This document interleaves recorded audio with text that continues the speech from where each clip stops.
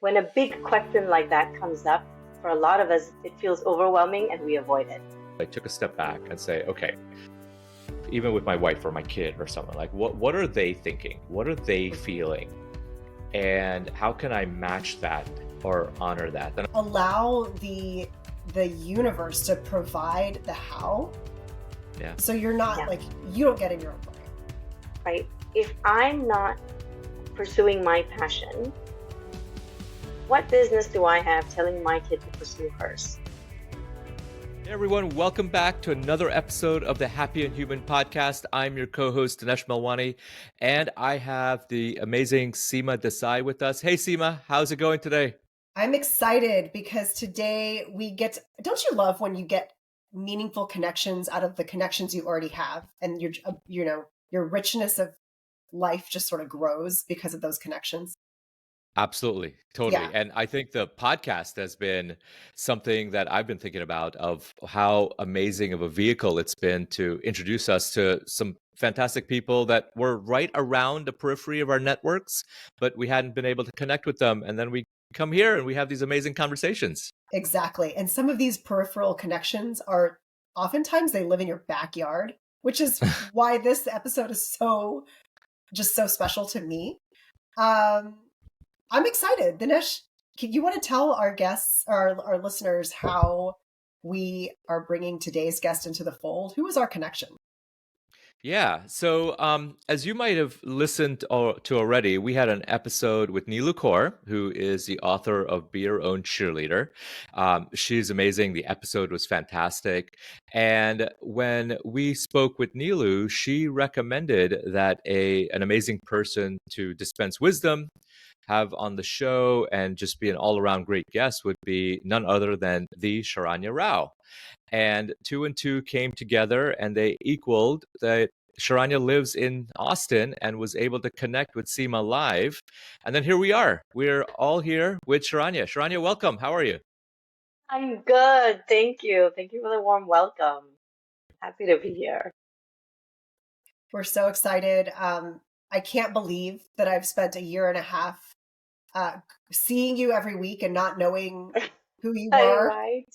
Every week I would see Sharanya and not really put two and two together. And then Neelu comes along and is like, hey, have you met Sharanya? I think she'd be great for the podcast. And so here you are. We've gotten to do some amazing experiences together already in the short time that we've been connected. So we're so glad that you're here. Do you want to tell the listeners, who is Sharanya Rao? Like, what is this magic that is you? That is very kind, Seema. I am what we call a third culture kid. I was born in India, raised in Singapore, and I moved to the US in my young adulthood. And I'm really a product of different cultures, right? And I've spent a lifetime of really being an outsider because I was never, Indian enough, Singaporean enough, or American enough to fit into any particular box. And that really connects me to the DEI work. But also, I have transitioned from being a litigation lawyer to government and then now to coaching. And so I've also, spent quite a while kind of like figuring out what my purpose is. Right? So purpose and belonging are, I think, two very prevalent themes in my life. And then now my work is focused on, helping others feel the same and connect to their sense of belonging and purpose. So powerful. So powerful. Because I can only imagine, for me growing up and not feeling Indian enough and not feeling American enough, those were just two buckets, right? And now you introduce this third bucket, and I can only imagine what that must have felt like for you in your search for like that comfort of, who am I? How do I fit in? How does the world fit in with me? How do they align with my values? All of those things that come up, especially for any adolescent, but then particularly for children of different backgrounds and different countries and different upbringings. Yeah, absolutely. Absolutely. And I think it really shapes who you are, right? It really shapes what you do and who you are. I think identity is something that's really the foundation, right? Either consciously or unconsciously, that we, build our lives around. Mm-hmm. And so I think, and certainly in my life, I can see that as a very sort of strong and influencing theme.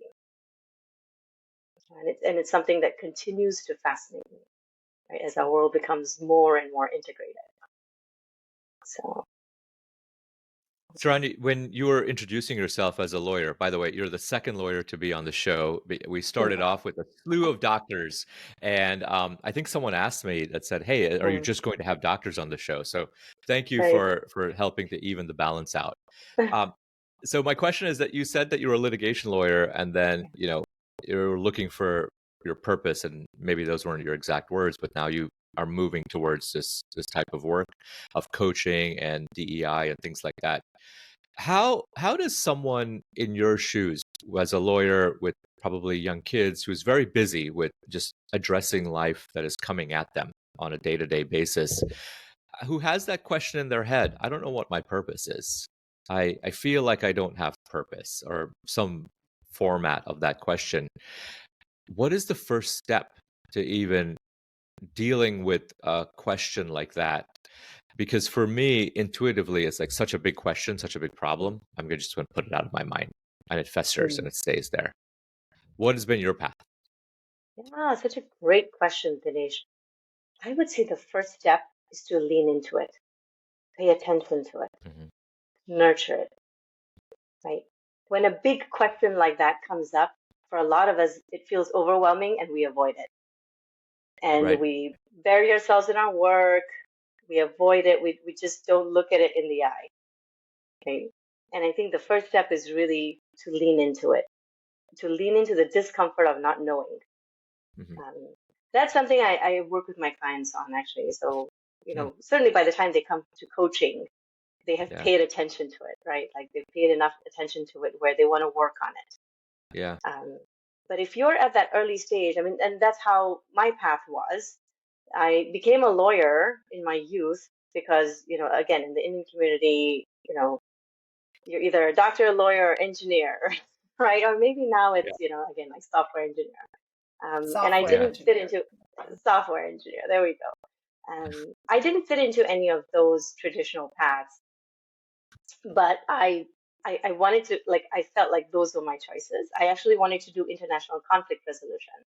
Mm. And I thought law was going to be a way that I would get there. Yeah. And what happened was, the Foreign Service interview, I didn't make it.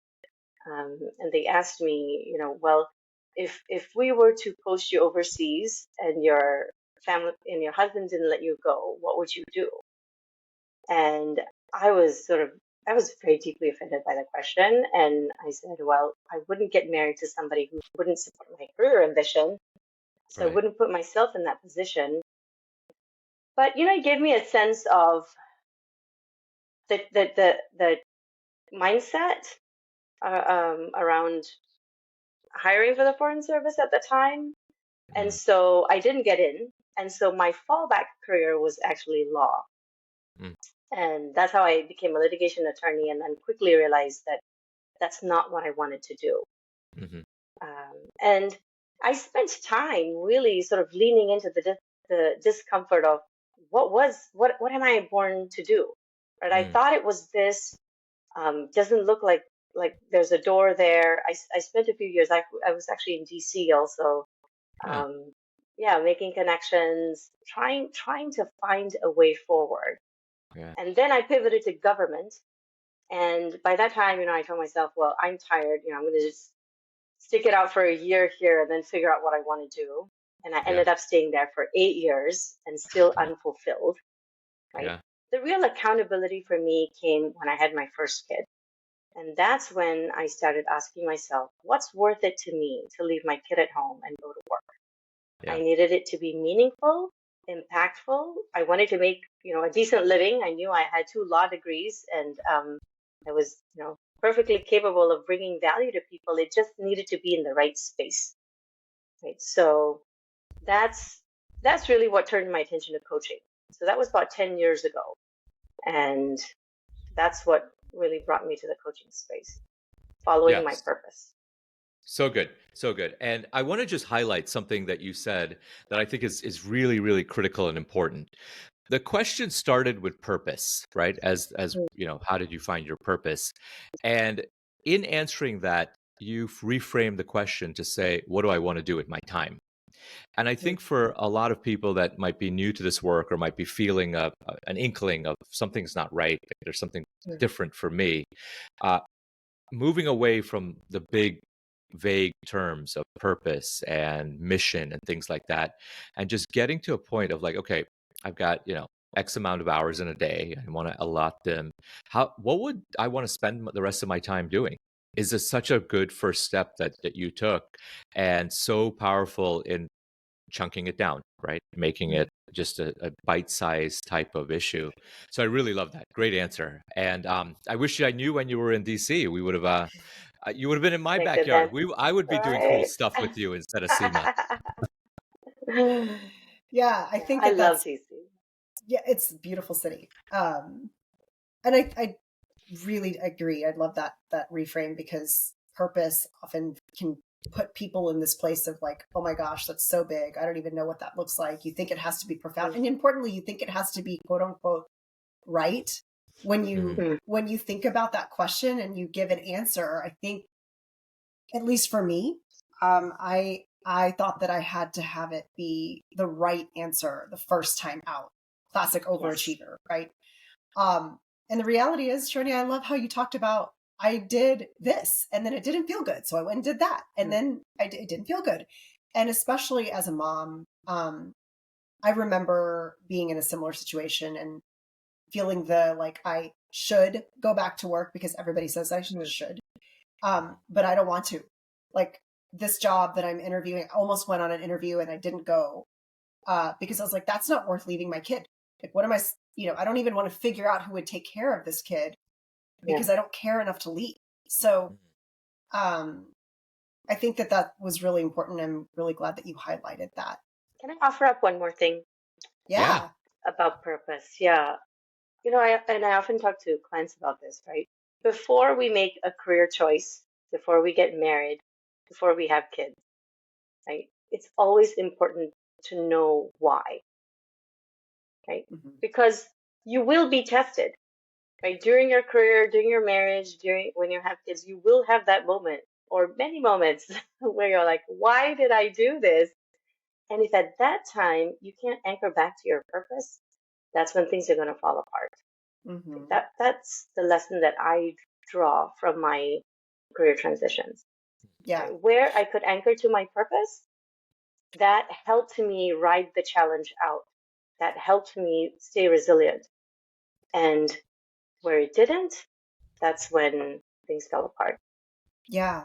And I think it's confusing, particularly for South Asian women in a specific way. Not that it's not confusing for other people, but the way that it can be confusing is from the time you graduate college, right? You're sort of told like a good Indian girl has a husband, like you're nothing without a husband, and not necessarily in those ways, but the little microaggressions that are enacted towards children of this origin, of this background, the message you get is like there has to be another half or a better half or whatever. And I remember similarly being asked like, well, how well do you think dentistry is going to fit into your husband's schedule? How are you going to bend over backwards to make it work for everybody else? And I can't imagine what it was like for you being in this amazing, like you're up for this job. It's what you were thinking was something you really wanted. And to be just sort of, when these microaggressions and these questions are asked of you, it's like the wind gets knocked out of you, right? Because you can't, it's so myopic that you can't process in the moment. At least that's my experience when people have said things like this to me. What do you mean? I'm a young, single, educated woman, and now you're asking me about some fictitious husband and what I would do for a life that I don't have. Yeah. And it was funny, Seema, I had prepared for the technical aspects of the interview. Right. Yeah. I was prepared on policy. I had just, I had completed an internship at the UN which at the time was really rare for somebody of my, age and even culture to have gone to the UN and done an internship at the terrorism prevention unit. And so I was prepared for talking about policy, like talking about, what I would say, like technical issues. And so this kind of pulled the Mm-hmm. carpet under me. I was really unprepared for that. Mm-hmm. But yes, I think that's a consideration. I think it happens early on, certainly in our community, where we're sort of raised to like think about, well, if you can have your house together, then you can go out and work. Mm-hmm. Hopefully that's changed quite a bit, I would say, in the last maybe 10, 15 years. Mm-hmm. But in that generation, it was about, well, it's fine to go out and work, but you better make sure your home is, in order, right? Your Mm-hmm. family's in order. And I remember and I rebelled against that. I remember telling, it was my mom or some relative, I said, well, if I have to be the one to like, get all the house in order and then also go out and work, like, what's the point of having a husband? What's he Exactly. gonna do? Right? So it was, at the time, it was considered like, really sort of, well, if you talk like that, you're gonna stay unmarried. And I'm like, I was, for a while, I was prepared to be unmarried because I was like, if that's what it is, I don't want that. Yeah. But luckily, I ended up with a husband who is, very much a team player. I couldn't do parenting without him. I couldn't do marriage without him. I mean, he's very, very solid. That's amazing. Yeah. Yeah. I just can't keep Solid and supportive. Yeah. My brain, I don't know why, because I've had similar experiences to you, Sharanya, and I don't know why it's such a visceral response. Because I'm sitting here and in my head I'm screaming, why is no one asking the dudes these same questions? My husband's never been asked, like, so is your wife okay with you working, 12-hour shifts at random times? And is your wife okay with, like, nobody asks. Nobody asks that. And it's just, I don't know why I'm feeling so much frustration right now. It's kind of coming out of the blue, but like, I just keep hearing my sister-in-law's voice. Yogi, if you're listening, you've inspired me to like say this 30 times over. What if you had the life of a dude? Like, what if you had the confidence of a dude? It's just like blows my mind how different our experiences are. Yeah. It reminds me of Barbie, right? The movie. That gave me some pretty cool insights into what if we led the life of a dude, right? What does that look like? And it's overt. We see the overt, and we there are also some very subtle differences. Mm-hmm. Yeah, I'm not sure the world would be a better place with more guys running, or people that think like men running around. There might be more car accidents. There might be a lot of things that come unintended consequences of that. Yeah. Dinesh, I'm curious because this isn't about like one gender or whatever being quote unquote better, or it's different. Yeah. But I also feel like you are a great example, Sharna, your husband, my husband, all examples of what it means to be a partner in a marriage or in a relationship, even within the context of our podcasting. It's really a partnership. It's not and I think we do a disservice to men when we say things like they can't have it figured out. They don't think like that. They don't they can't get dinner together. If you're going to go to a conference, you need to prep ahead of time and freeze everything so that it's easier for them. All of those things. I think it's a huge disservice to our sons. I think it's a huge disservice to the men in our lives, because just as we are capable, equally are the men. I'm curious. Weigh in here.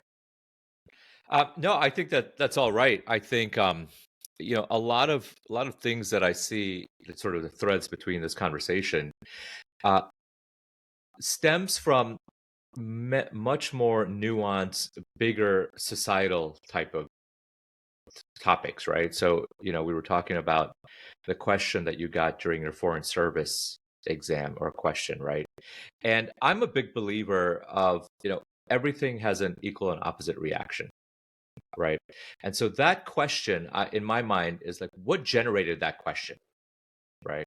And why would Seema, for example, if you're going to a conference, like where is the thought coming from that you have to prep the Mm-hmm. dinner before you leave, right? Like there's got to be something that came before that, like the model before the model, Mm-hmm. to generate that reaction. And I think if you think about, and Sharanya, you're a lawyer, so you'll understand this example.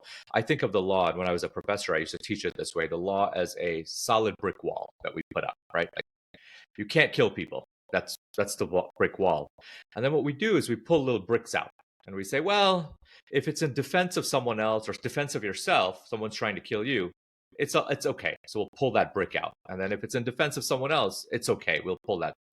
If it's as a police officer, we'll pull that brick out and things like that. And then we're left with this tapestry of what was a bright line rule, which a bunch of exceptions, basically. And a lot of those exceptions are in response to the bright line rule not fitting the landscape that was laid down. And I think a lot of what we're talking about when it comes to why aren't people asking men these questions, or why are certain questions being directed to women, or why is there presumption or perception there? My mind goes to, well, what is the backstory? Like how did we get here? And whether, that is where we need to put our attention on, to fix the nuances in the general societal arc, as opposed to trying to identify individual instances that may be reactions as opposed to intention. Yeah, Sharanya, you were mentioning in the pre-show, we were talking about this arc, right? And can you speak a little bit more to that? And this generally applies in terms of gender discrimination, racial discrimination, religious whatever shortcomings humanity and the ego has created.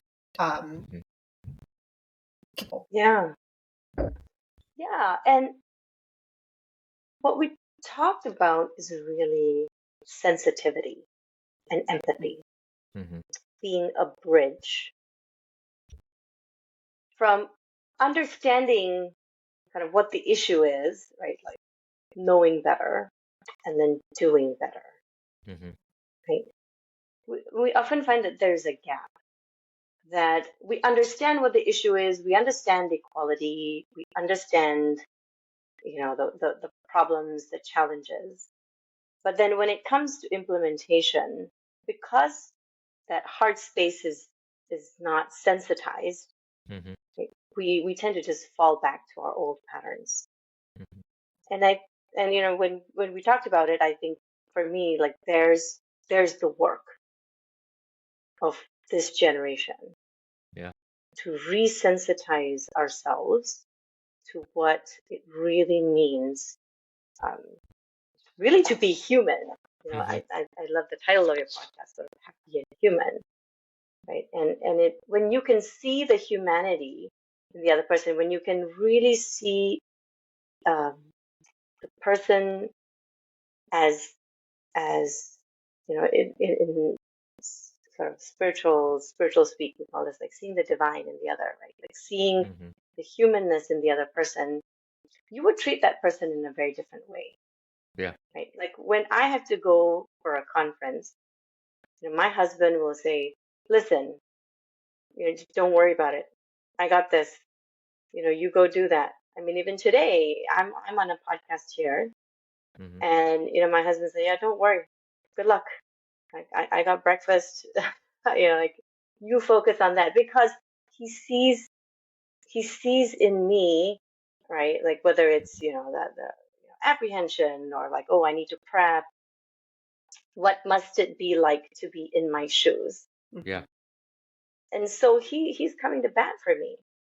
And it would be the same if he were to go off and do a podcast, or if he were to go off and do a conference. I'll be like, don't worry about it, I got it.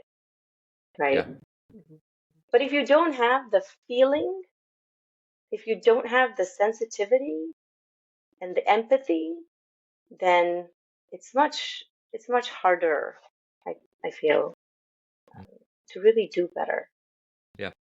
I think you nailed it. I totally love that answer. I think at the root of all of the the individual instances that we're talking about is a failure or a lack or an inability, whatever word you want to use. Maybe we're just not sensitized to having that capacity in us of feeling and seeing the world through the other person's lens, right? And I can think of instances of where I showed up in a way that I was proud of the way I showed up. I was like, you know what, Dinesh, that was the right thing to do, right? You played that well, or ran the route correctly. And it's always been because I took a step back and say, okay, even with my wife or my kid or someone, like, what are they thinking? What are they feeling? And how can I match that or honor that? And I'll give you a really simple example. And this is by no means to pat myself on the back, but we had Diwali, right? It was a week or so ago at our house. And we have a tradition of having some friends over. And Anjana, my wife, loves to cook everything from scratch on Diwali day. And she wants to do it. It's her thing. Like, she gets a lot of joy out of it. And we woke up that morning and she was up at 5 and she's like, I got a lot to do. Time number one. Time number two, she's like, I got a lot to do today. I've got a lot to cook. We got to get started, all that stuff. And I don't think she had an expectation that I would help at all. Like this, she knows that this is her project or she likes to do all that. And I had sort of a list of things that I needed to do that day or I had planned to do that day. But I kept hearing a little bit of stress in her voice of, we've got a lot to do. We got to light the diyas. We got to take the mitai to people around in the neighborhood and just a bunch of different things. And something clicked in my head that said, you know what? I need to take things off of her plate to help her get a grasp around her day, not because I wanted to feel like a knight in shining armor, but I wanted her to also have fun on today, right? Not feel that she was just running towards a deadline or like the people are coming over and all that. And so I was like, all right, what do we got to do? And it was like 4 things. It was lights, cut the okra, cut the potatoes, cut the spinach, and something else. And Sharanya, it took honestly like 35 minutes to do all of it. But once it was done, you could see like the overall tenor of joy had returned to to the to the house. And not to pop myself on the back or anything like that, but it was just simply not the task being done, but an acknowledgement of like, hey, I feel like we're in this together, right? And it's totally what you're seeing, and so many of us might do that. I was doing that on, not necessarily deliberately, but now that you articulate it, I now know to look for that capacity in myself. Now, Dinesh, that's what happens when we move from me to we. Yeah. This is our challenge, right? Like people are coming to our house, we have to host, right? Not you have to do this and you have to do that. Yeah. Whether it's in the microcosm of like our home, right?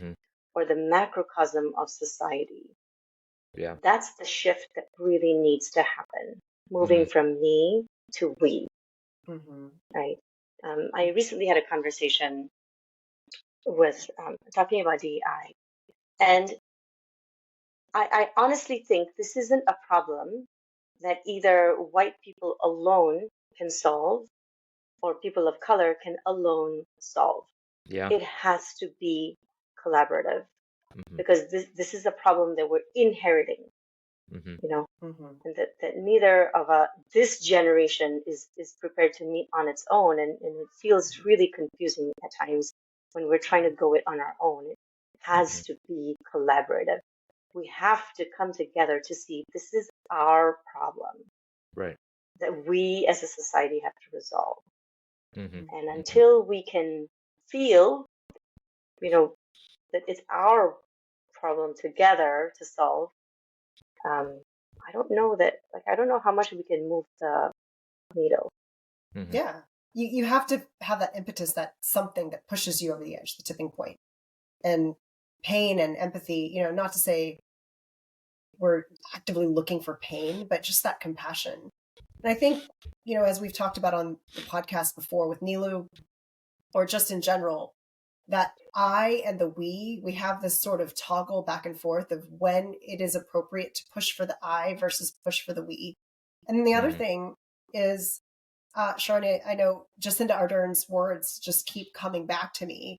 Yes. About, for those of you who are listening in, Sharanya and I were both at the Texas Conference for Women, or Women's Conference, Texas Women's Conference. And anyway, it was a fantastic speech. And what really stuck out to me was this limiting belief that I think we kind of adopt, which is, if I'm empathetic, I can't actually do anything. I don't have the confidence to actually take action because I'm so busy feeling. Or I'm confident, but then there's no room in leadership for empathy.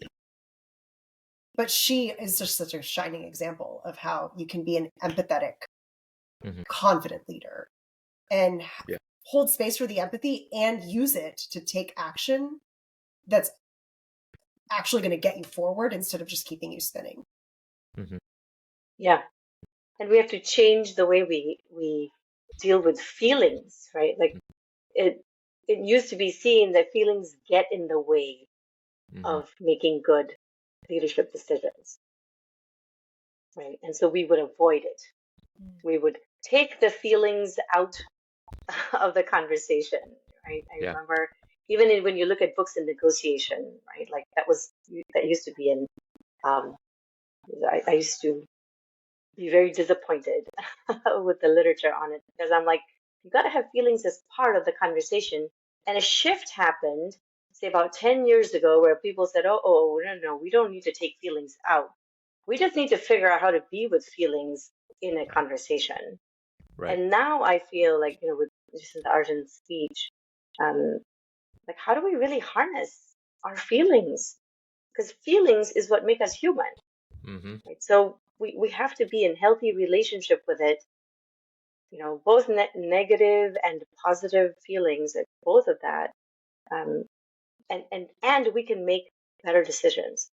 Yeah, absolutely.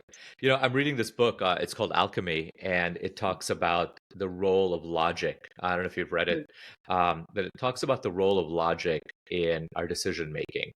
And the author gives this fantastic analogy that if you only want dishwasher safe dishes in your home, put all your dishes into the dishwasher, and after like 10 or 12 cycles, you're only going to be left with dishwasher safe dishes because the non-dishwasher safe dishes will be broken.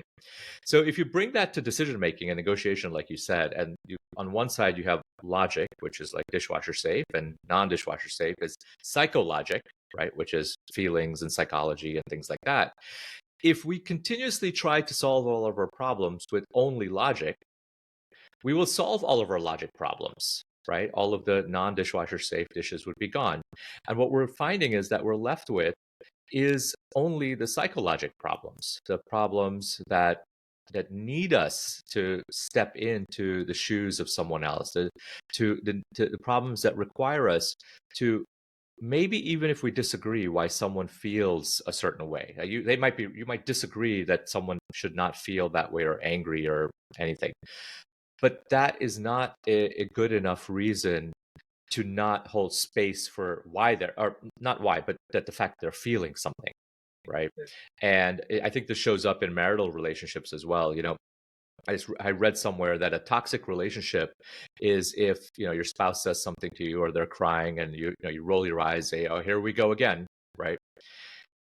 There's a distinction that needs to be made there. You disagree with why they feel that way, but the pain is still real. They feel a certain way, and we can't minimize that. And that, when you were speaking, Sharanya, reminded me of that framework of the dishwasher that Alchemy talks about, in that we've repeatedly solved many of our problems using logic, but we're starting to find that all the logic problems are done with. We're left with a handful of psychologic problems now that require an evolution of humanity, so to speak, to bring a new level of thoughtfulness to the problems that still remain. What do you think about that?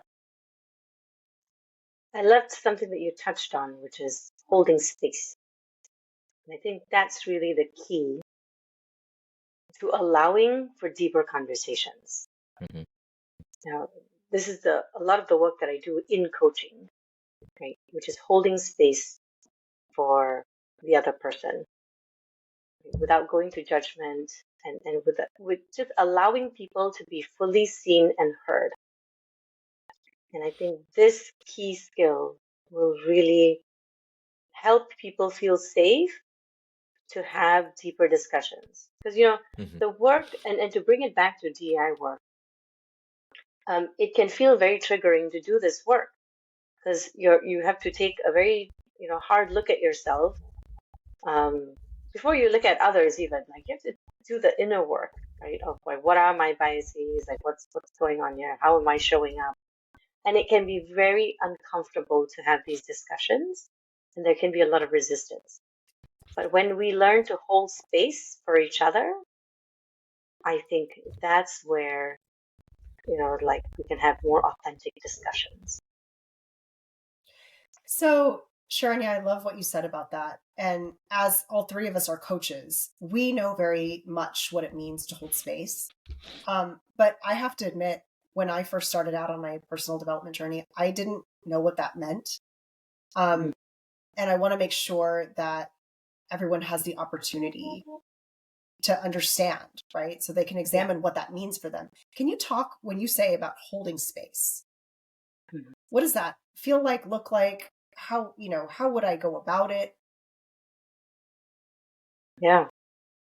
And as a coach, I do it right at the outset of any conversation. I talk about having the conversation about the conversation, right? Which is really critical to what kind of conversation you have. If you can talk to the other person about, hey, I'm going to hold back my opinions and really listen to what you have to say. Right? I'm going to, and in coach speak, we call this like being non-judgmental, but I think I'm moving away from being sort of, because, as a human, we're going to judge, right? But do we have to put it all out there? Not necessarily. Sometimes you're going to put it out, sometimes you're not. And holding space is not putting it all out there and really making space for the other person's opinion. Yeah. So holding space looks like, again, holding back your own opinion. It also, to some extent, like honors confidentiality, right? Like what you tell me, I'm gonna keep with me. I'm not gonna be sharing it out into the world unless you and I explicitly agree that it's okay to do that, right? Yeah. It also sounds like designing with the other person. Hey, I'm also going to, we're both going to be radically honest about how we feel. And when we do that, we're going to hold curiosity rather than judgment, right? And rather than reaction. I think a key skill of holding space is staying curious. Oh, I'm hearing something that's very different from what I believe. What's that like for the other person? Yeah. What's it like to be in their shoes? And empathy, so curiosity, empathy, right? And then, whole, like I think that contributes.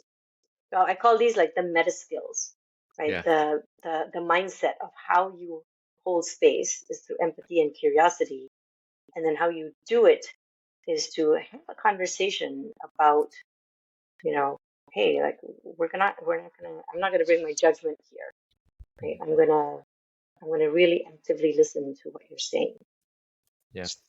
Yeah.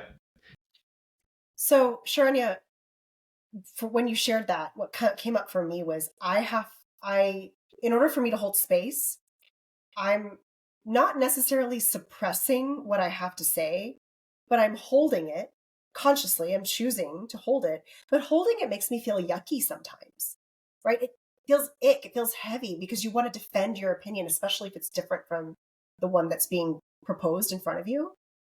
So part of that for me is navigating how to sit with the ick that my body is screaming, like, this is not right. This doesn't feel good. This is uncomfortable. They're wrong. All of the ick. I have my ways of learning how to having to do that, but I'm curious, can you share maybe something that works for you? This really has been a process of like training and retraining myself. Mm-hmm. I think coaching has been really critical in this, specifically team coaching, because it allows me to sit in the fire of conflict and not get burned. It allows me to be with discomfort and stay curious. I'm noticing there's resistance there. Man, like I'm getting knots in my stomach right now. Like I'm noticing. So for me, how I do it is connecting with my body, like noticing what's happening in my body when the other person is giving an opposite opinion or something that I don't like to hear. Um, just, and I think that helps me just get present and not get sort of carried away by the emotion, right? Like emotions can sometimes result in a hijack, right? And we're away from our body. We're in the, well, I should just be telling him blah blah blah, like and you get into the defensiveness, right? But when you stay with your body, you stay present, and it can help you stay curious. Mm-hmm. And then you'll notice that a lot more options show up in terms of how you can react, how Yeah. you can act, really, not react, but how Mm-hmm. you can act. So for me, it's very much, I think what's really helped is grounding myself. Um, either sort of sometimes it's just kind of like putting my hands on my lap, putting my hands kind of where I feel the tension, typically like the stomach and the gut, where 10% of our neurotransmitters are, right? So of course we're going to feel it. So the body feels, and so a good way to ground it. For some people, it's also like noticing their breath, right? Because when you get tense, you start to breathe more rapidly, and so if you can start to notice that, then I think you can stay more present. Yeah.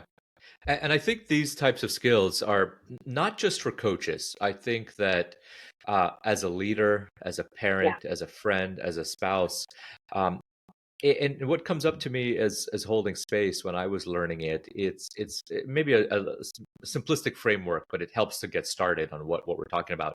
Is the difference between narrow-minded and open-minded, right? If you're open-minded to something, if you're curious, you're going to hold back your judgment and say, okay, what does this person have to teach me, right?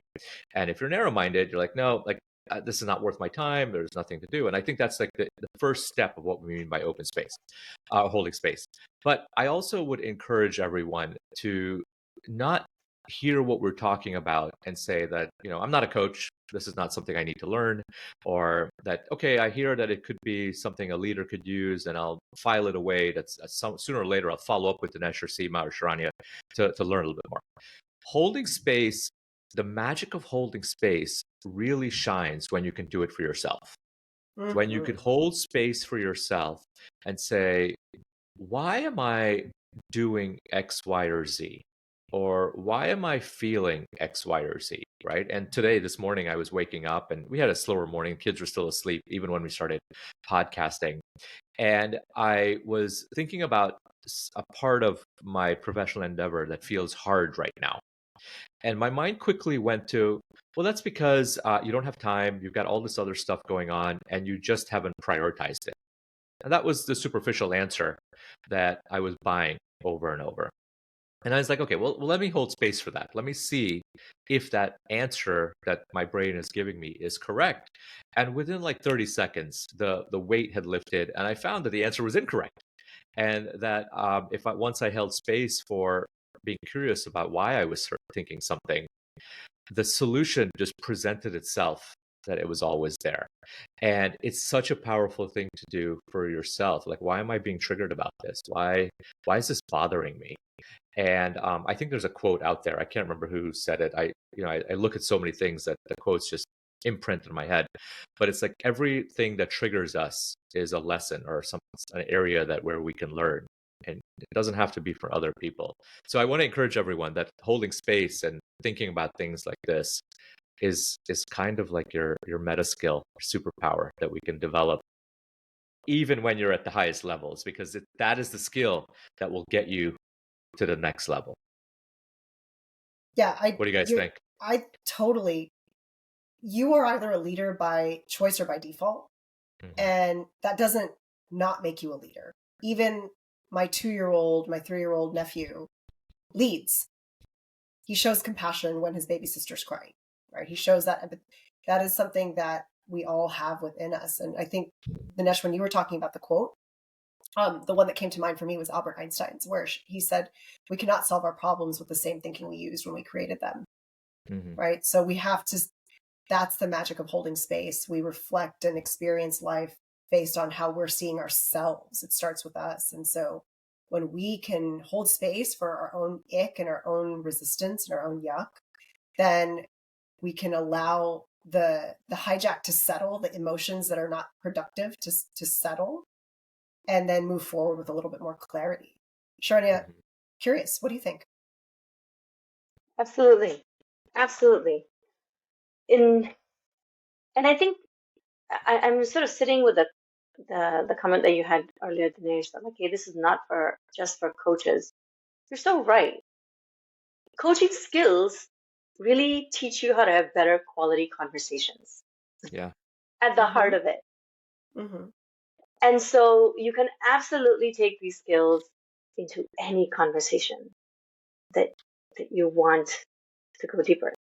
Right? So yes, these are very much about the ability to have deeper, more fulfilling conversations. Yeah.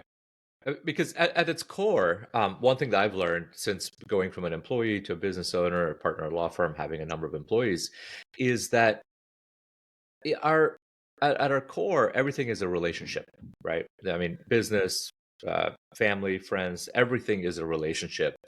And our relationship skills are not put at the forefront as leadership or success or professional skills, right? They're called soft skills, which I take issue with, and I Very think you take. triggering. Yeah, Absolutely. yeah, I don't think they're soft skills. I They're think not. that they are the skills that are the difference maker skills. I think they're the skills that separate people, because technically, anyone can learn how to code or do the actual technical type of thing. And so when we talk about the relationship skills and things like that, it behooves us that if we want to move through life or a career ladder or something like that, is to learn the full tapestry of what motivates people, what inspires people, what brings the best out of people, right? And I think just in your microcosm, I have a son and a daughter, and if I approach parenting them both the same way, can you imagine a disaster I'd have on my hand, right? And so I think many of us have the wherewithal to understand that you parent this kid this way and this kid this way, and at different times you're parenting them differently as they go through maturity and age and things like that. And I think the same is true for every other relationship we have. As the relationship evolves and we evolve as well. When you work with someone who's new to you, Seema and I were friends not too long ago when we started the podcast, number one, and now we are probably 40 episodes in, and our relationship has evolved.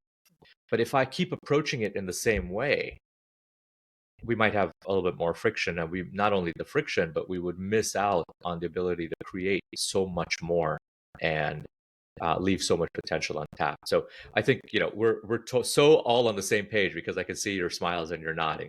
Yeah, no, and Sharanya, I think I know you and I have talked about this, but parenting, we often dismiss it as like it's separate from work, it's separate from this, it's separate from that. But I think parenting is really where you get to learn how to be a real leader that changes the world, not only for your kids and generational, all that, but then you get to take those skills and apply them to your colleagues, to people who are above you, below you, around you, and lead. And, as Indians or, South Asians, I think we all as humans tend to do this, is like your kid comes to you with a problem, right? They're 6 years old. They're nervous because they have a soccer game and they're worried about, their performance or their whatever. And we tend to diminish, right? Because we don't want them to feel badly, right? So instead of holding space, we're like, oh, it's okay. It's just a 6-year-old soccer game. It's just these are just a bunch of other kids playing around. We tamp it down instead of like holding space for like, hold on, no. My 6-year-old is really nervous. Like how she or he feels about being nervous is just exactly how I feel about being nervous before pitching to a client or going into a difficult conversation. That's the same emotion. Mm-hmm. She might experience it a little bit differently, right? But Sharanya, I'm curious, kind of what's coming up for you as I share that after Dinesh's share. 100%. Our first experience with leadership is with our parents. Mm-hmm. Our relationship with our parents is the first experience of leadership we have. And leadership isn't just about like showing up with like at the workplace. It is about showing up everywhere. Right? It is something that it is who we are. It's not just a thing we do, it is who we are and how we choose to show up. Another point I want to make is, my pet peeve is like calling it soft skills. Like that's a pet peeve for me. Yeah. I call it core skills. Yeah. I love that reframe. If you don't have core skills, you have no business being a leader. Mm-hmm. Yeah. To anyone. So Sharanya, we have been talking for about an hour and a half or so. I don't know the exact time. And we've only scratched for the surface of all the dynamic amazingness that you are. So I want to make sure that we leave time to talk about, I think you have an entire other side of you that we need to shine the light on, which is that you're the artistic director of something called the Leela Theater, right? And you're doing some amazing projects that I definitely want to get into one of them. So tell us about that side of you as well. Tell us about Leela and where that came from. And let's also make sure that we all get a sense of who Sharanya really is and all the things that you do. Oh, thank you. Leela and Indian Community Theatre started in 2012, right about the time that I made a career shift. So again, having my kid, I think my first kid was a time of reckoning for me and a time of accountability, because I asked myself, right, if I'm not pursuing my passion, what business do I have telling my kid to pursue hers? Am I being in integrity with myself here? Right? Well, you go pursue your passion. Mommy didn't, but you should, right? Because children do as they see, not as you say. Yep. So that's when I set up Leela, because theater was a very big part of my life growing up, and even in my young adulthood. And then when I moved to Austin in 2006, I found a gap because I didn't relate to the theater scene locally. The themes were just, were not themes that I connected with. I also couldn't do it full time. So many of the opportunities were for full-time theater because I was working. And I found this kind of odd space of like, well, like I have this creativity in me, but how do I channel it? Where do I channel it? Right. And I was very lucky to be surrounded by friends who were in the same boat. And one of them has, gone on to pursue full-time work in being a director, film director. And then I noticed that, there were many of us, and probably because we're in the Indian community, right, where the prevalent thinking is you have to do something professional, like, doctoring, lawyering, engineering, and not something creative as a full-time pursuit. And so there were many of us. And I thought, well, maybe one person can't come up with a production, but if we all come together, we can put up a production. So that was the basis of Leela, that we're creating a lab where, people just like us out in the South Asian community can come together and experience creativity, right? And be in creativity and have a channel for that. So we started that out, and we had a couple of productions. And then, of course, all of us, had kids at the same time. And so our, collective bandwidth was very little. So we did some play readings, and then over the last year and a half, we've really resurrected it. And, we started with earlier this year, our first production. And then this upcoming production, Anklets in the Boardroom, is for me a confluence of coaching, theater, potentially spirituality as well, right? It's a confluence of many interests. Where did the name come from? Leela is Sanskrit for the divine play of consciousness. Hmm. So for me, that's that's everything. That's the whole universe being a stage for us, Yeah. right? And the roles we play. And so from that, I draw inspiration from the cosmic play of consciousness into theater, which is a microcosm. I love that. I feel like I just had a warm black blanket wrapped around me, that cosmic play consciousness. So beautiful. But I wanted to talk about Anklets in the Boardroom, as I know you do, because I think it really has, the conversation so far has led up to this talk about leadership and holding space and feeling somatically the ick and DEI. Tell us, why should there be anklets in the boardroom? What is going on there? What's behind the name? What is it? Yeah, Anklets in the Boardroom is an interactive theater project that amplifies South Asian women's experiences of discrimination in the workplace, right? We are providing a platform, one, for these voices to be heard, for South Asian women to really feel seen. Right? And so what we're doing is we're collecting stories from people in our community about their experiences of discrimination in the workplace in story circles, right? And once we collect the story, we'll anonymize it. We'll get permission to use these stories and showcase them in interactive theater in sort of phase 2 of the project. And here, how we see it pan out is we're drawing inspiration from Augusta Boal's work, Theater of the Oppressed, where we'll showcase the themes and scenes of oppression to the audience. But then the audience isn't going to sit back and just watch. Right? Augusta Boal talks about the idea of being a spectator, right, instead of a spectator. So we invite the audience to come in and to change something in the scene to result in resolution.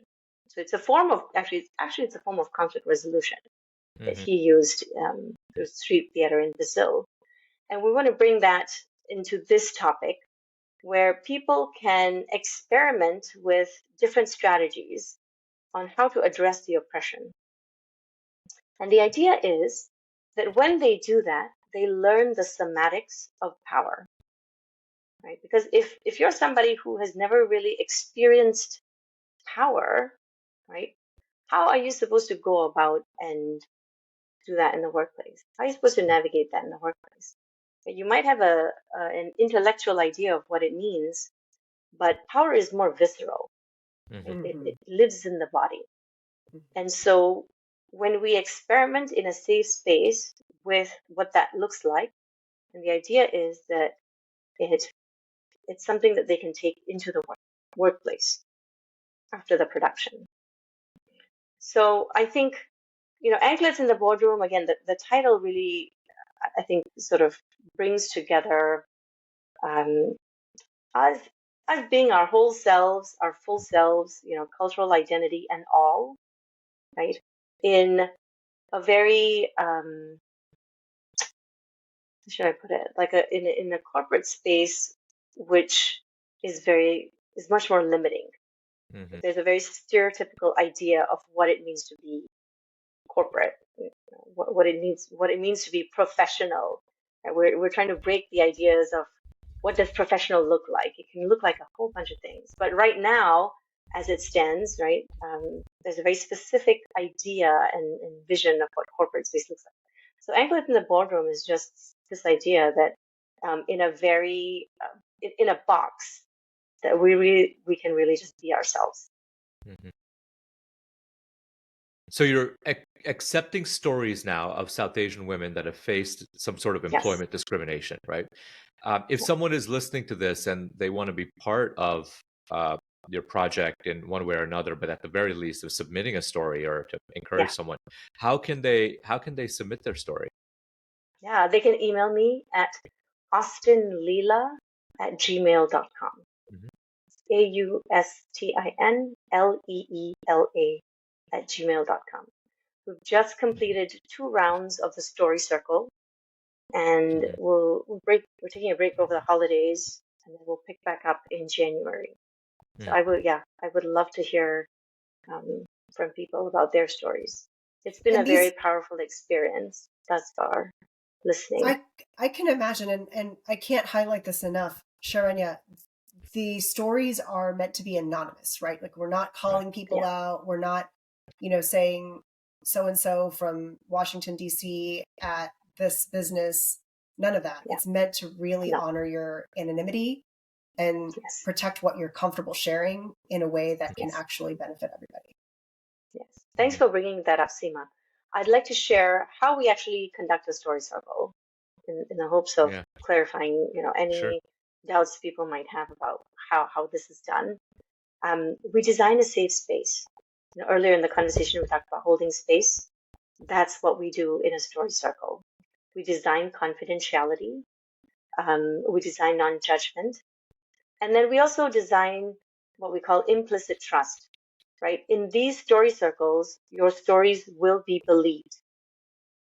I think we've all had the experience of, when we share this either like with our partner or with a friend or whoever, right? Like they might say like, oh, well, are you sure about that? Like, did that actually happen? Yeah. And we don't feel believed, right? So this is not one of those spaces. Here, all stories are believed and acknowledged. And so at the end of every story, we have a round of acknowledgments for the person who was vulnerable enough to share the story. So it's done in a very specific way, and the stories will not. And again, when we invite the story, we say, you don't have to tell us the names of the people. You don't have to tell us the company. You don't have to tell us whether it's a current employment or a previous employment. Right? We just want to know what happened, and that's all we want to know. And so that's how we're collecting the stories. And then when we use the story, we will specifically ask permission, and then we will, we're again, it is a very sensitive process because this isn't something easy that people can share. I mean, we had a couple of people say, outside of telling my spouse and immediate family, this is the first time I'm sharing this. Yeah. So we really are honoring that vulnerability. I have a question, and I think we might have touched on it a little bit, but I want to dive into it a little bit more. What was the seed or the flash of brilliance, the spark that led to this? I want you to answer that if you can, and then I have one more follow-up based on your execution on that idea. Yeah. The inspiration is this book, The First, The Few, The Only, by Deepa Purushottam. And I read this book last year, and it was so powerful. In that, so Deepa Purushottam is, one of the first, I believe she's the first sort of minority leader, or let me rephrase that. She's the first woman of color to make it to partnership in her organization. And she talks about her experiences of feeling like she's one of the only people there, right? And through COVID, she quit her job. She had a lot of health issues, and she started interviewing other women, of a similar background, and realized there were a lot of connecting patterns. There were a lot of patterns she was seeing, and in the book she talks about what she's seeing after these numerous interviews. And that was a very powerful book because in one of the chapters, she talks about the power of women's circles, right? And how this has been a tradition for many, many years, for many generations, where women come together and they're vulnerable with each other and they lean into support. Mhm. And that's what really sparked the idea of a story circle for me. When I thought like, oh, like what if I could create a space where people, using coaching skills, right, where Mhm. we could bring these stories, and sort of shine the spotlight on them in a safe way. Mhm. Mhm. And that's really what led me to the idea, well, okay, well, then what would I do with these stories? Like these stories need to be heard, right? Yeah. And so because I have a background in conflict resolution and I was familiar with theater of the oppressed, I thought Mhm. it would be a fantastic way to use that form of theater to showcase the stories. Absolutely. Yeah. So good. And Deepa, I think really highly of Deepa. I don't know her, but I know her story. And, she was a force of nature at Deloitte and all the things she's done. So I'm so glad that you mentioned that because I'd been aware of what Deepa's been doing and her transition into this work. So here's my question. And the question is, I'm going to try to make it as inflammatory as possible because people like adversary and conflict, right? In the content creation And world. you're so good at it. Yeah. So Sharanya, Bring it. yeah. So Sharanya, you read this book and you've got this background in conflict resolution. You've done a bunch of stuff. Why you? What did you tell the voice in your head that said, I'm not the one to do this, or like, I can't do this, or the voice that so many of us hear so loudly when we have an idea that is so big, that seems bigger than us, that we know can make a difference, but the voice somehow gets louder and says, not you, not now, not right now. What did you say to that voice to go from reading a book to executing on it and hearing and making space for people to share their stories? And even if your story never make it to the second part of your phase, you're changing their lives just by allowing them to share that story, right? What special talent, gift, intellect, IQ that you have that other people may not have? And I know that's a facetious positioning because we're all regular people. Show us, tell us how someone else with a big idea can make their idea come to fruition. Mm. First, I want to challenge that we're all ordinary people. I think we're Nah, that's a all good reframe. extraordinary. Yeah, I yeah. think we're all extraordinary. And when we listen to our inner critics, right, that's when we become ordinary and Hmm. just another person. Right? We're all Yeah. here, born to do something. Um, I sat with your question sort of in surprise because I don't think I ever questioned it, which is Oh unusual wow. for me. I will say it is unusual for me to not second guess this. This came to me in such a strong voice of this is what I need to do. Mm. Here's how all of my background can makes me the right person for this. Yeah. I have a background in conflict resolution. I have a lived experience of being an underrepresented person in many spaces. I've been an outsider for a really long time. I have been in the corporate space as a lawyer. I know what it's like. I have empathy. I'm Hmm. passionate about women's rights, right? I'm passionate about theater. Like, what's there not to do? Like, I am the right person for this. And Yeah. so I don't think I ever questioned it. I may have sort of oh, how is this going to happen? Hmm. Maybe like what are Yeah. Right. the logistics in this coming together? But it was such a clear and loud voice for me that I didn't question it.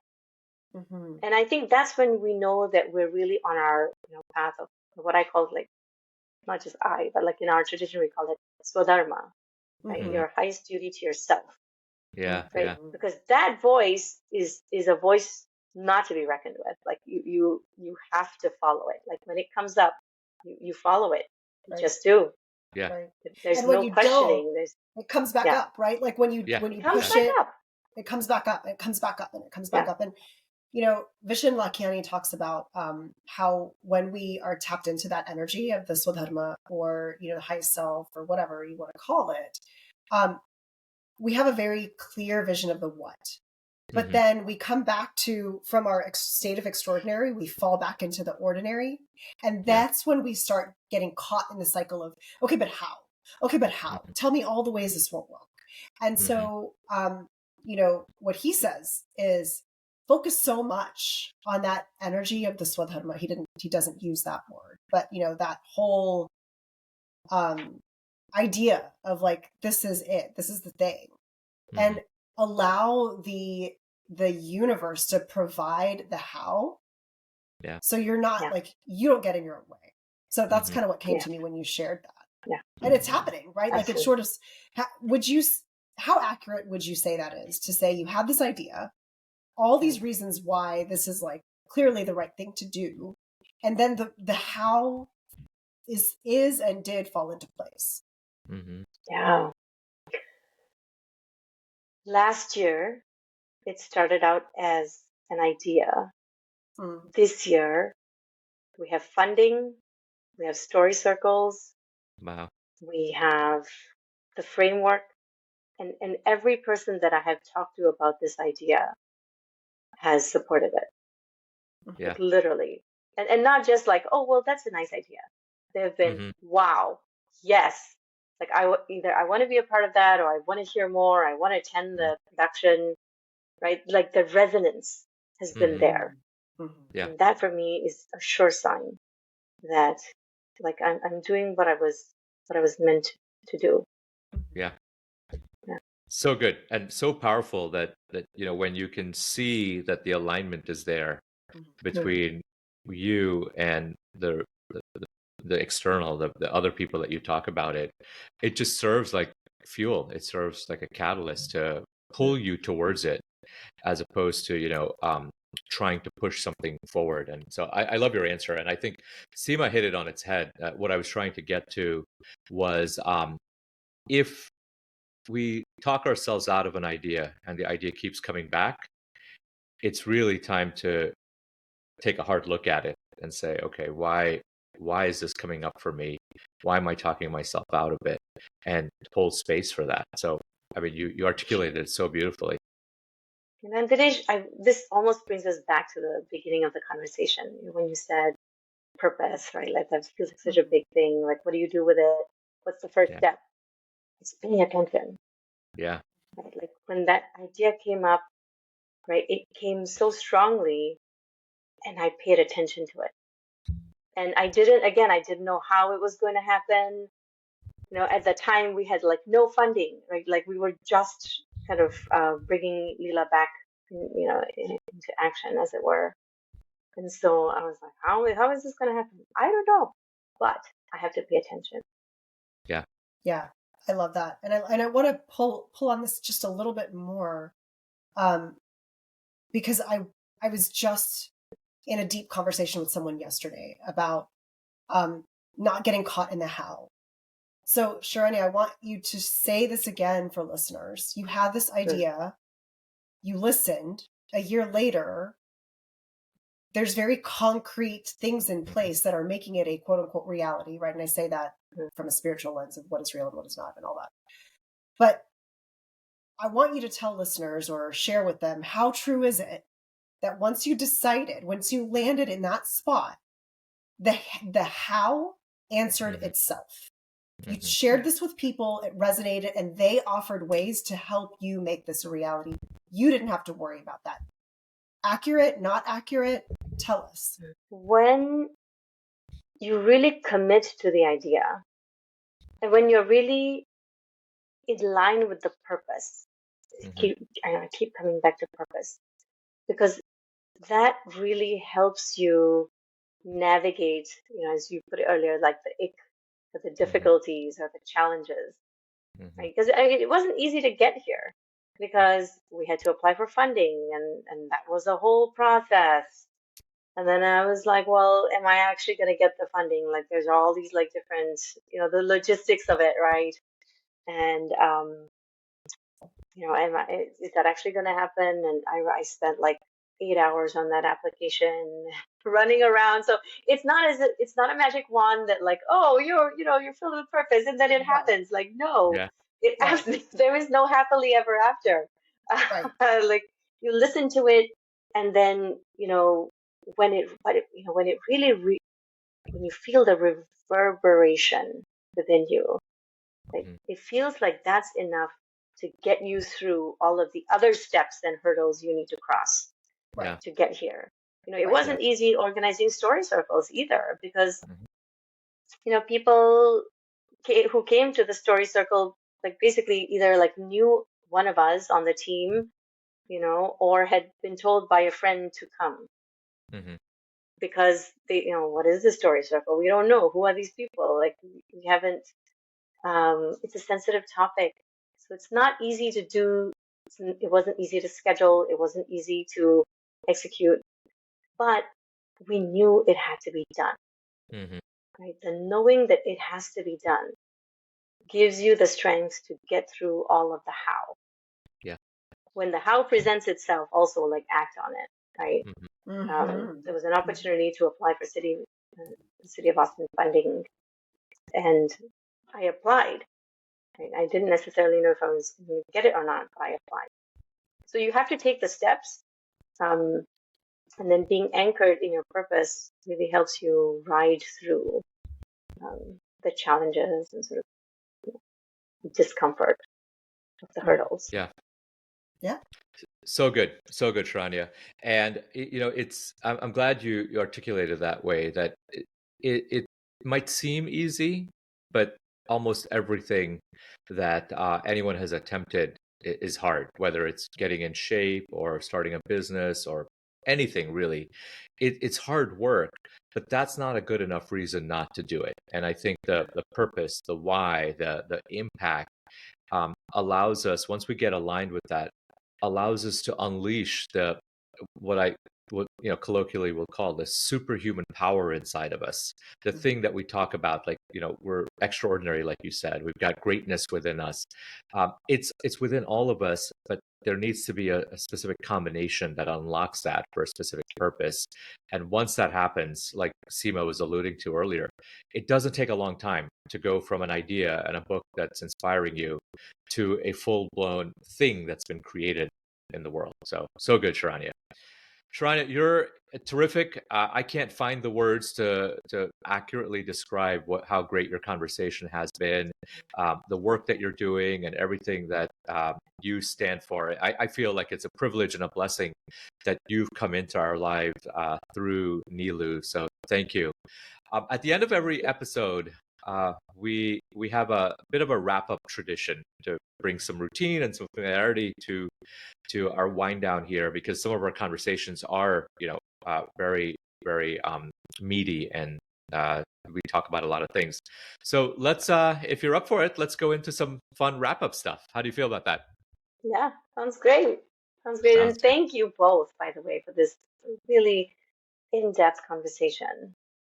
Yeah, Oh, it's my it's pleasure. The feeling is absolutely neutral. Thank you for coming into my life. yeah, Thank you, thank Well, you. Nilu. Yeah. thank you, Nilu. And the next time I step into a boardroom, I'm totally going to put my janjas on and walk Yeah, in there. And yeah. So, okay, Dinesh. I love you it. go, girl. Yeah. Yeah. So one of the things, and we'll go back and forth, Seema and I will tag team on this as we go through our wrap-up routine or ritual here, is every one of us is an expert. We're all extraordinary in something in life. And it doesn't have to relate to anything we talked about today. It could be, one of my favorites lately has been putting cinnamon rolls in a waffle maker. We did that recently, thanks to Hannah. And so we want to give you the floor, take 30 seconds, 60 seconds, 90 seconds to teach us something that only Sharanya Rao can teach us. And it could just be something that you learned as a life hack or as a professional, as in Singapore, anything that can make my life and Seema's lives and the lives of the listeners just a little bit richer, 1% richer.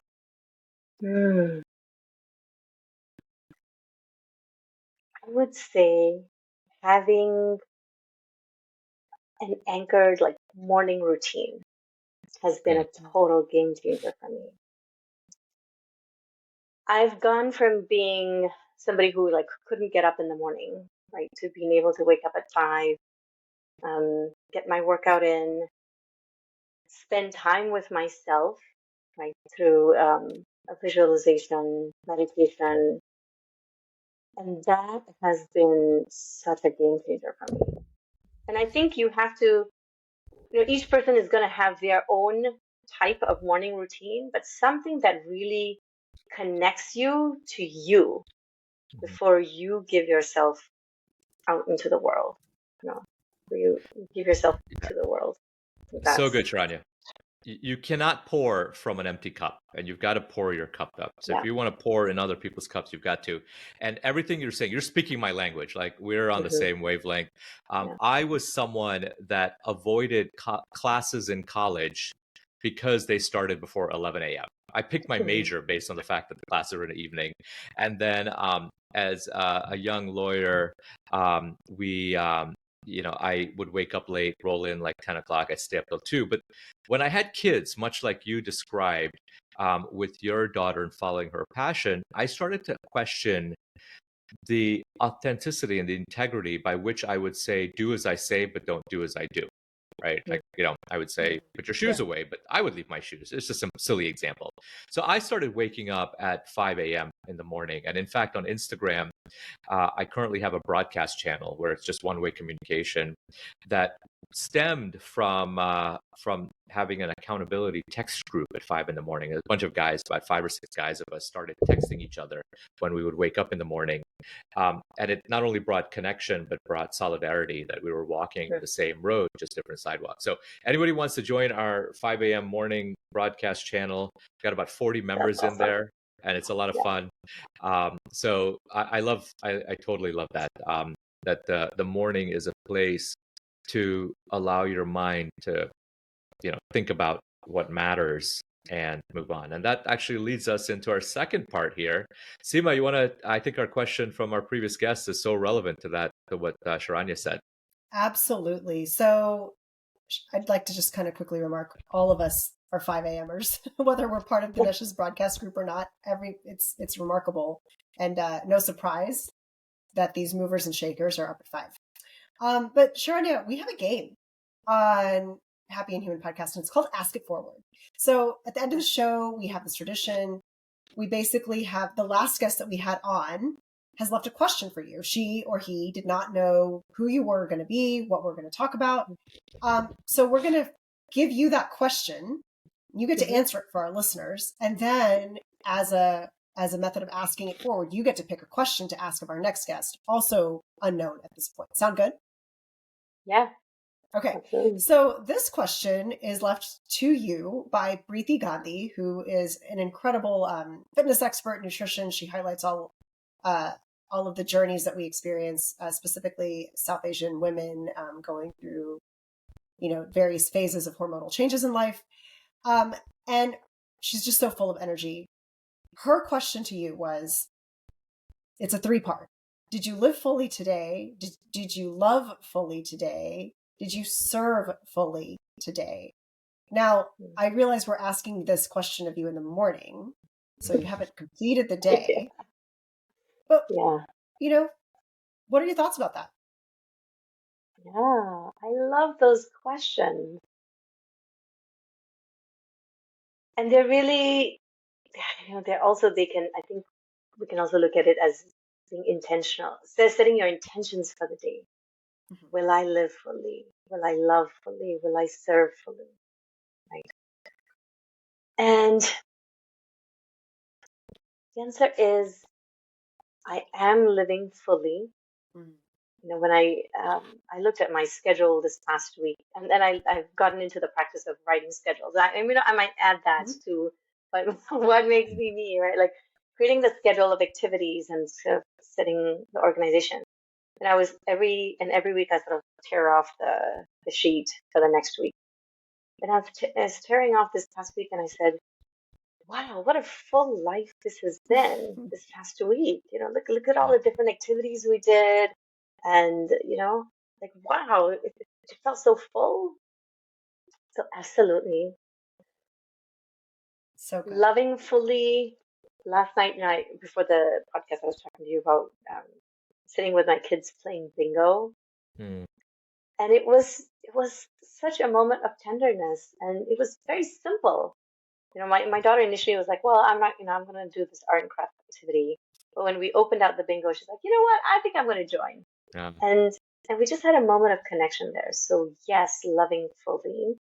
And then my husband this morning just telling me, "Don't worry about anything. Just go do your podcast." Um, and then serving fully is really what I want to do through Anchors in the Boardroom. Mm. Yeah. Beautiful Yeah. questions. Wow. I don't think I Yeah. can meet up to that depth, but I'll have to think of a question that I want to leave for the next speaker. Yeah. Yeah. It doesn't have to be an eye-opening, life-shattering question, but just something to Mm. sort of play the game. Like, what would you ask of someone? What is your purpose? Good question. Yeah. That is a great question. Yeah. I love it. I loved your answers. So good about those questions that Preeti left us to help set an intentional of how we approach our day, as opposed to letting our day dictate how we react to it. So good. So also another part of our wrap up here as we get towards the end is that we've had an unbelievable time with you this morning. We've benefited so much from your lived experiences and what you're doing in this world. It's eye opening. Our listeners will benefit from all of the things that we've talked about. But Seema and I really want this podcast to be, to have an impact that is as big as it can be and far reaching than just the people that might listen to it or the people that might know us. And so one way we try to do that is we ask every guest to identify a cause or an organization that is near and dear to their heart. And on behalf of the Happy and Human Nation, Seema and I personally will make a contribution to that organization. And our thinking is that one, our guests from their experiences, like, you've lived in Singapore and you live in Austin and you do all these sort of things, can highlight for us, legitimate causes that and bring and shine the light on different areas of where people can help serve humanity, but also allow us to learn about them and make an impact in the backyards of our different guests. So with that, is there a cause or organization that is near and dear to you? Tell us about it, tell us why, and it would be our honor to make a contribution on behalf of you to that organization. Oh, when you talk about an organization that's near and dear to my heart, what immediately comes to mind is Chinmay Mission. And it is an organization that helps individuals discover their potential, right? And I've grown up in Chinmay Mission. My grandmother was a Balavihar teacher. Balavihar is the educational program in Chinmay Mission that helps children, right, understand their cultural identity, their values, and helps them shape their outlook towards life to become meaningful citizens in their communities. And it is a worldwide organization. Today, there's 350 centers in the world. Why this organization is so important to me is because of the legacy that it leaves. I mentioned that my grandmother was a Balbihar teacher. Her student was the mother of my Balbihar student. So I also teach, right? And when I was teaching Balbihar, I taught high schoolers, I was pregnant with my son. 8 years later, my student from that class is teaching my son. Wow. Right? It is a gift that keeps giving. Yeah. Because the values and the confidence that you get, about living life, the resilience, right, is so powerful. And so it's helped me navigate my cultural identity. It has helped me ground myself. It has helped me adopt an attitude of service and of making an impact.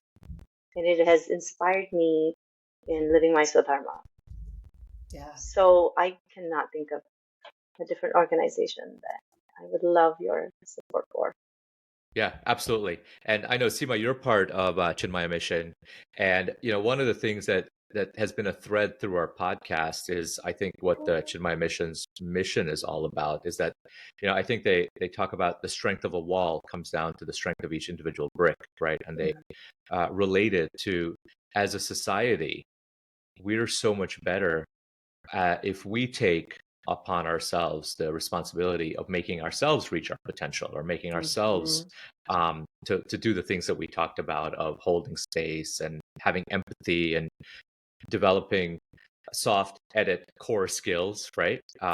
That to really show up in the world as we want the world to be, right? And Robin Sharma, a big inspiration of mine, says, don't wait for the hero that you're looking for. You can become the hero that the world needs. So good. Yeah, we'll make that contribution, and we'll obviously make it on your behalf in your name. Thank you so much. So grateful. Yeah. Such a great organization, and our daughters have connected through this, and I could go on and on about the power. And these kids that go through Bala Vihar, really truly, a Bala Vihar kid. They just conduct themselves differently. It's so much more compassion, so much more confidence. Just recognizing, I don't want to, lengthen ad nauseum, but I definitely think the organization is just wonderful. So yeah, where can our audience find you, Sharanya? I know people are going to want to connect with you about Anklets in the Boardroom, about how they can share. I know you dropped your email, which we'll put in the show notes, but is there a social media platform you would like them to be directed to? How can they connect? Yes. So I think the best way would just connect with me on LinkedIn. And my handle is Coach Sharanya. That's easiest. But also follow us on Instagram. Austin Leela is our handle.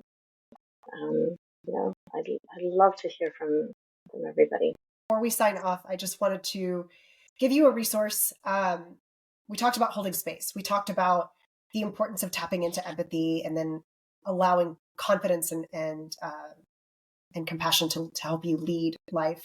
And the misconception is that there's not a lot of time for it. And so in order to help people with that, because there's absolutely time if we create intention behind it, I created a course. It's called Breathwork and Meditation for the Busy Professional. We'll leave the link to grab access to that video series in the show notes. But it's here as an offering. It's all about teaching you how to do the very things Dinesh and Sharanya and I do every day. We make time to breathe. We take time to connect with ourselves, whether that's at 5 a.m. or right before a big meeting. And it's led us to level our performance up, but importantly, just be happier humans that can serve better. So that's a resource for you guys. It's guided meditations, guided breath work, as well as how to set yourself up for success with those practices. We'll leave that in the show notes. Otherwise, thank you guys for listening, and we'll see you next week.